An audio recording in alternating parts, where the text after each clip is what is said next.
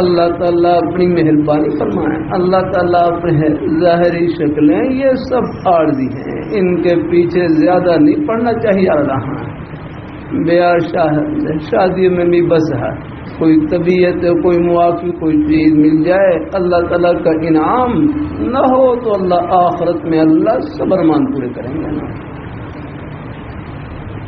اللہ تعالیٰ اپنی بارگاہ مقبول فرمائے. اللہ اپنی بارگاہ مقبول فرمائے. عرض کرتا رہتا ہوں نکاح بیٹی کی قدردانی کا نام ہے.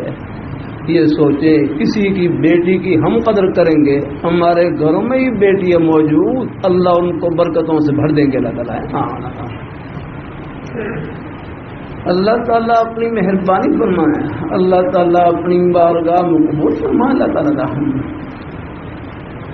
اللہ تعالیٰ اپنی مہربانی فرمائے.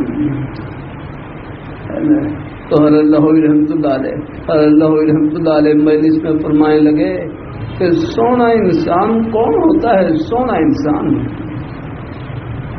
پھر خود ہی فرمانے لگے سونا انسان وہ ہوتا ہے جس کا دل سونا ہو.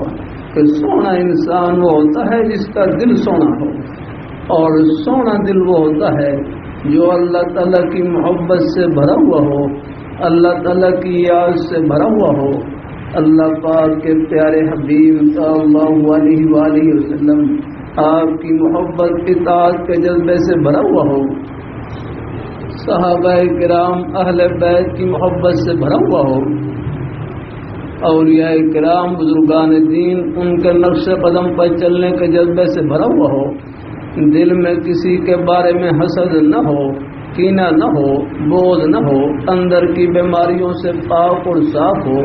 فرمانے لگے سونا دل یہ ہے اور سونا انسان یہ ہے. ہاں یہ ہے.